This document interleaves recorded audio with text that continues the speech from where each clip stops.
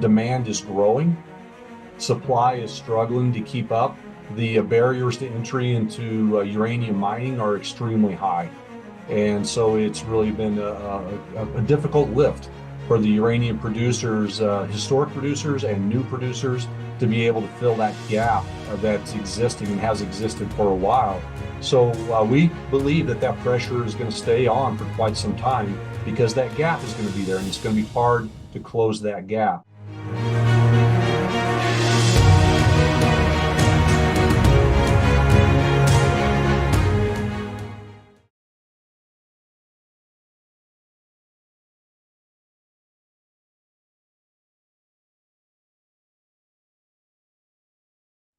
Hello, everyone, and welcome to another edition of CEO and Market Expert Interviews. I'm your host, Lucian. Some of you know me as Triangle Investor from social medias. Today, we are covering UR Energy Inc., a uranium producer and developer with assets in Wyoming. I am joined by their CEO, Mr. John Cash. John, great to have you. Welcome back, sir. All right, thank you. It's good to catch up with you again. Yeah, definitely. Let's start with the uranium market overview with all this positive news around AI data centers and big tech companies going nuclear. Tell me more. What do you think about that? Yeah, it's been a whirlwind the last couple, 3 weeks. So much good news. We already had great tailwinds in the industry. Pricing has been good and improving, but now with big tech jumping in a big way into nuclear, it's really beginning to drive equities. People are beginning to recognize the value of nuclear generation as carbon-free baseload attributes that frankly you can't get from anything else other than perhaps hydro, and there's a limit on how much hydro we can put in. So yeah, both retail and institutional investors are beginning to recognize that value, and that's really being brought to bear by big tech, by Google, Amazon, Microsoft, that are jumping into the space. And then on top of that, you've got a lot of support from the U.S. government too. I mean, literally, we just got word that the Department of Energy is announcing results of RFPs on the HALEU program, billions of dollars being applied there, and that's going to have an effect on the market in the long term as well. So the news flow is positive, and it just keeps coming. We have a Twitter account, an X account. We try to keep our investors up to speed on the industry news, but there's such a flood of news, we're having trouble even getting everything put on Twitter. No joke. I mean, it's that much that we need to get out there. So, man, it's exciting times, and glad to be where we are. Yeah, definitely. I posted a tweet recently saying, if anybody remembers, what was the last day we didn't saw the positive news from the uranium sector? And actually, nobody knew the answer. Yeah, agreed, John, definitely. What about uranium equities? We are seeing very strong day today. Yesterday was even stronger. It was a great day for uranium equities. Do you believe we could see the new highs this year? Is this a sustainable uptrend? Yeah, quite possible. I mean, it's difficult to have that crystal ball and see what's going to go on, but I think fundamentally demand is growing. Supply is struggling to keep up. The barriers to entry into uranium mining are extremely high. And so it's really been a difficult lift for the uranium producers, historic producers and new producers, to be able to fill that gap that's existing and has existed for a while. So we believe that that pressure is going to stay on for quite some time because that gap is going to be there and it's going to be hard to close that gap. So yeah, it's hard to predict where we end up the year in the coming weeks, but things are looking really good right now. In the first half of this year, UR Energy, we were the largest U.S. producer of uranium. We're going to work hard to maintain that status and enjoy the benefit in the equity markets from that position. And as the Department of Energy, they issue the funding for HALEU. There is a preference for U.S. production, and we've got some additional capacity to fill into those contracts if and when they become available. Certainly, we've got a relationship with every one of the 4 companies that was listed as a winner in that process. So hopefully we can capitalize on those relationships and sell uranium to the U.S. government as part of the HALEU program. Definitely. Let's cover your production assets and your other assets. We will start that with Lost Creek. I saw that in your latest update you are ramping up there. How are the operations going there? Tell me more. Yeah, we keep month over month, we keep improving production.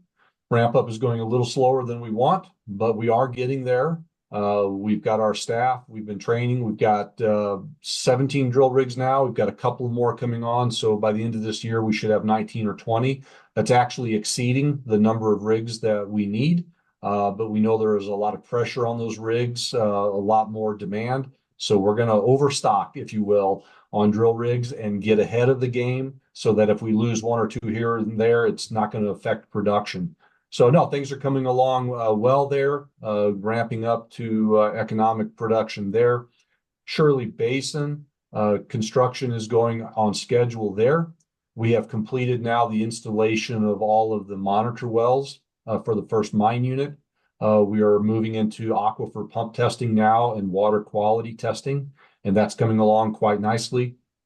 We've installed the initial power line. That's done. We've installed the all-weather access road. That is done.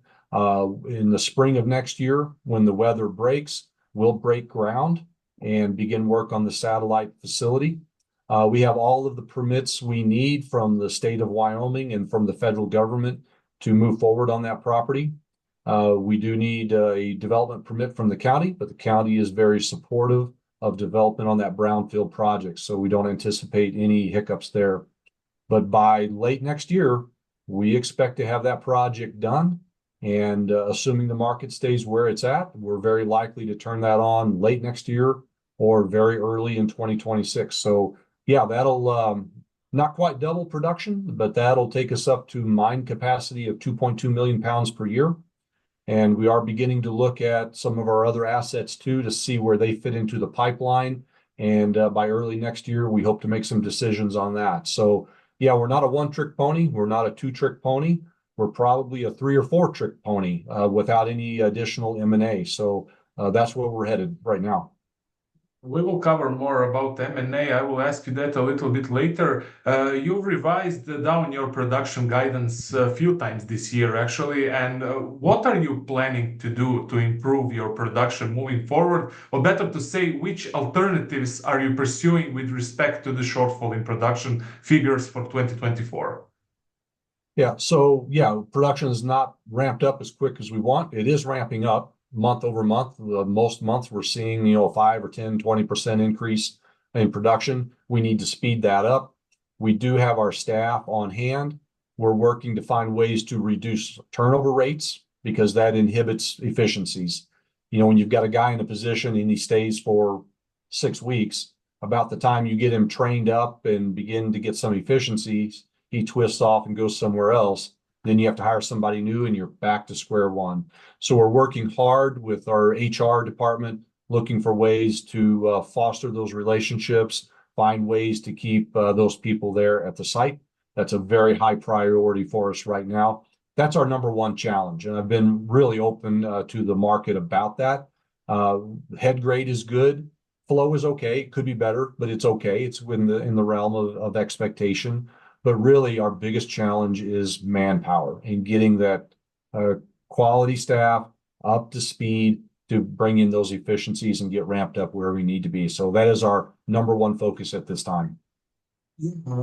Communicated that, I agree, definitely. But I want to ask you, how will that lack of people affect, let's say, Shirley Basin build out? No, it's a really good question, something we've thought about a lot. The Lost Creek project, where we've struggled to get manpower, it's a fairly remote site in Wyoming.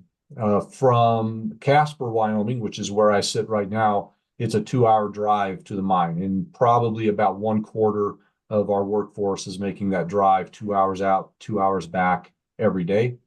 About 3/4 of our workforce is in Rawlins, Wyoming, and that is about a 1-hour drive out to the site every day. Rawlins is remarkably smaller than Casper, so it's a small work or pool that we're drawing from for labor. Switching gears to Shirley Basin, that's a lot closer to Casper. It's right at a 1 hour drive. The road is paved almost all the way, paved highway, almost all the way to the mine site. And so given the larger population in the area, the better roads, a lot of good conditions there, we think it'll be a lot easier to hire for Shirley Basin than it was for Lost Creek.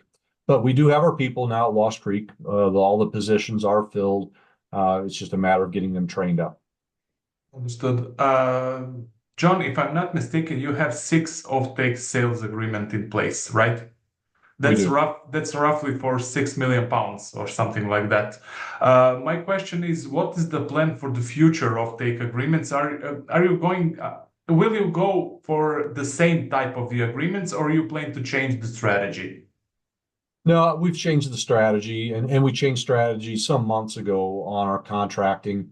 The first 2 or 3 contracts were really focused on getting a base load of contracts that we could justify starting up production. So those contracts are generally more base price escalation.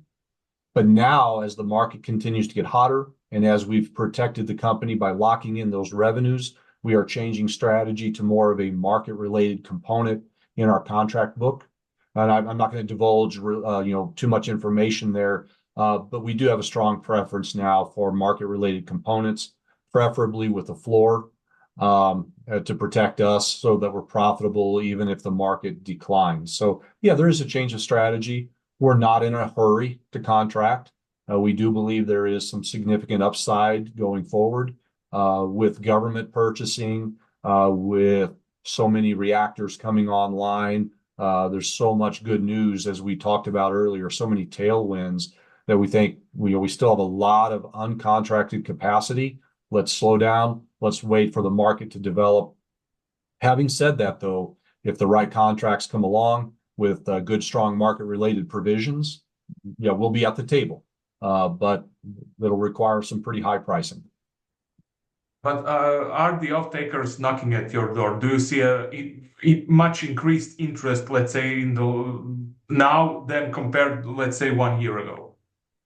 Yeah, we still see a steady flow of RFPs. I would say it's not overwhelming by any stretch. I've been kind of projecting that post WNA meeting in London that we would, within a few weeks, begin to see some RFPs. Seeing some, not maybe as many as I had expected, but we are beginning to see some RFPs post WNA meeting in London. So as we go into late this year, spring of next year, we do expect to continue to see a steady flow. Not a big influx, but a steady flow. John, please help me a little bit with the math. You have 1.2 million pound per year mine capacity and 2.2 million pound per year plant capacity. So how much of uranium you need to contract more to achieve full capacity? How much room is still left? That's my question. Yeah. So we have, if you look at our 6-year contract book, a little over half of our capacity is contracted out. And for the audience, I will kind of give some clarification here on the different license numbers and what they mean. The mine capacity is at 1.2 million pounds per year is our license capacity for Lost Creek. For Shirley Basin, it is 1 million pounds per year from the mine. I'm being very, very careful to say mine there. I want to emphasize that. The plant capacity at Lost Creek is 2.2 million pounds per year. What that allows for is 100% of the production from the Lost Creek mine and from the Shirley Basin mine to be processed in our plant at Lost Creek. So we don't need to build out another processing plant on the back end to be able to process those pounds to make yellow cake. We've got the luxury of a complete process all the way from mining all the way to dried and packaged yellow cake product. We don't have to go out and hire another company or contract with another company to process our pounds. We do it all. And then we send that off to the conversion facility, and that's where the utility customer would take over ownership of it. So yeah, we still have a lot of room to contract out. Again, not quite half of our capacity is uncontracted at this point. And as we get out into those outlying years, the contract book opens up. We've got a lot of room to enjoy higher price contracts going forward. Okay.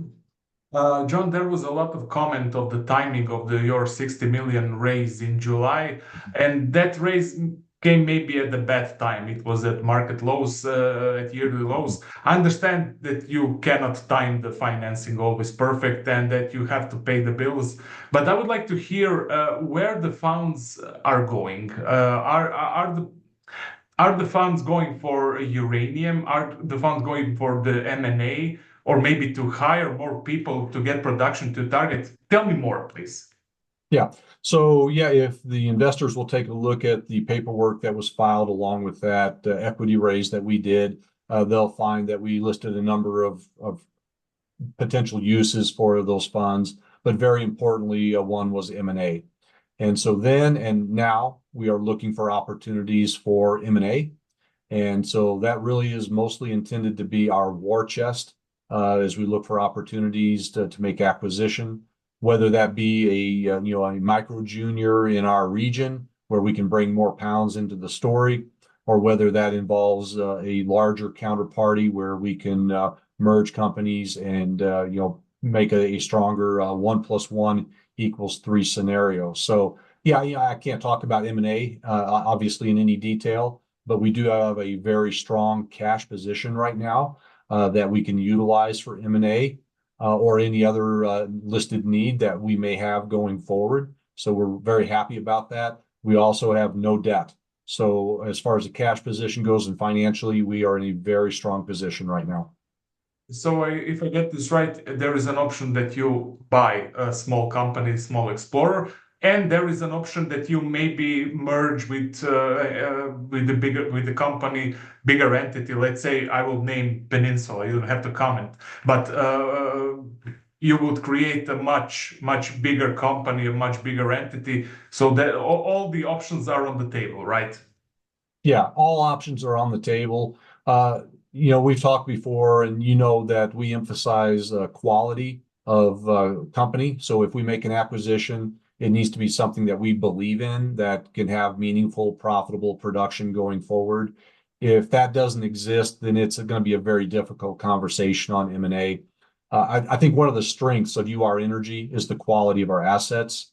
We don't hold that many assets, but most of the assets we hold are either in production or they're going into production because they're economic, because of their quality.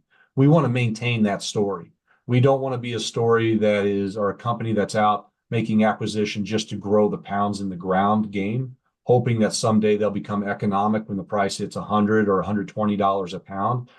That's not typically what we're looking for. We're looking for quality assets that are economic now or in the very near future that we can advance and grow the company in that way. We do recognize the economies of scale are of critical importance on production. And so anytime we can grow that production portfolio, that drives down our cost, it improves our profitability, and that's one of our objectives. Quality projects, but where? Would you go outside of the border of Wyoming to some other place? I mean, probably in the United States, but the option to buy a property in Athabasca is probably not for you, right? Yeah. Yeah. So a few criteria we look at, and I would say generally these are not hard and fast. They're just rules of thumb. We sure like Wyoming. It's where we're based. It's where the entire team is at, production team is at. So we really prefer Wyoming. Outside of Wyoming, the U.S. is fine. We really strongly prefer in situ technology. Having said that, we wouldn't pass up a good conventional asset either. I would just need to bring in some other team members to be able to assess and manage that. Going outside the country it's pretty difficult. It has to be a compelling story for us to go to Canada or Australia or someplace like that, because that requires an entirely new team on the management side. So that's a difficult but not impossible conversation. And I've always told my team, we're not going to go to any place where you have to carry an AK-47 to be able to work in the field. So there are a lot of countries we're simply not going to go. We're not interested in that geopolitical risk. We're not interested in Niger, for example, and a whole host of other countries that are not safe, and you can't have a reliable production without being infringed on by the government. So yeah, it's a short list of places and assets that we would be willing to look at. We're going to try to maintain that simple quality value story that we currently have. John, can you give me an update on other assets you have? Especially, I'm interested to hear what are your plans with your Excel Gold project in Nevada? Do you plan any works there? Is there any plan to sell this project JV or spin out to another company? What's the plan? Yeah, I mean, don't want to spend too much time on the Excel project. It certainly is not top of our priority list. In fact, it's way down the list on our priorities. Having said that, we've had some great gold assays on the surface. Um, it's not our primary interest. If there was a party interested in making acquisition on that, we would certainly talk to them about that. I really don't think when you look at the value of our company, that plays a material role whatsoever, nor should it. But it was a project of interest. We do have some great gold numbers. If anybody's interested in talking about that, be happy to talk with them about that. But beyond that, beyond gold, our main focus is uranium and will continue to be uranium. We've got obviously Lost Creek's in production. Shirley Basin will be coming online. We are right now taking a hard look at Lost Soldier, which is only about 10 miles from Lost Creek. That could be a very nice additional satellite project. So we've not made any decisions on that, but we are taking a very hard look at it now. There is a historic tech report on that that we've got on file. And so we'll make announcements on that if and when the time is appropriate. Beyond that, we've got some other exploration properties, certainly surrounding the Lost Creek proper area. We've got about 35,000 acres of land there, continuous land package, a lot of opportunity to explore there. We know with certainty that there are a lot of roll fronts that are there that we have not pursued. And so next year, we would love to do some additional exploration work on that. We're looking at that right now. We'll see what we want to do. Beyond that, we've got a couple of other exploration properties in our portfolio that are more greenfield in nature. We suspect that there are some uranium roll fronts on them, but we've not drilled them. And so we'll be looking at that as well. So yeah, we've got a pipeline of projects, Lost Creek in production, Shirley following in the near term, and Lost Soldier. We're going to continue to evaluate that. It's got 4,000 drill holes in it. So it's been heavily drilled. And so we should be able to make an informed decision on that. And plus tremendous exploration opportunity at the beginning of that pipeline. So yeah, a bright future ahead for UR Energy as we realize that pipeline of production. You have a cooperation with Stratmore Uranium Plus. How is that going? So they're doing some drilling. We leave that to them. They'll work on that project. We're agreeable to work with them in the future as they continue to develop in Shirley Basin. We'll have a satellite plant there that is within pipeline distance of their assets. So I'll leave it to them to comment on how the drilling is coming on there. I do know that they've been doing some drilling lately, but we're happy to continue that conversation as they develop that asset. Final question, John. News flow from the company. What and when can investors expect further news flow from the company, let's say in the next 3, 4, 5, 6 months? Yeah, absolutely. We obviously do quarterly financials. So typically 1 month after the end of the quarter, roughly, we'll be putting out press releases related to that. And then any significant contracting news, report on that. So that's our news flow going forward. We'll continue to provide updates on production at Lost Creek, build out at Shirley Basin. And then there's so much going on in the market right now that we may make a press release just to kind of summarize all of that positive news that's out there. I think that would be helpful to the investor community. I apologize. This is the last one. You mentioned cash. What is your cash position at the moment? So you are fully covered for this year and the period in the 2025. Yeah, so the last cash position that we publicly announced was just over $120 million. Obviously, we're chewing into that a little bit. I'll emphasize a little bit. But yeah, we still have a very, very strong cash position with no debt. So we're in great shape for the foreseeable future. That was John Cash, CEO of UR Energy Inc. John, thank you for coming to my show. Great chat, and looking forward to hear you with updates from your projects. Thank you. Thank you. Appreciate the time.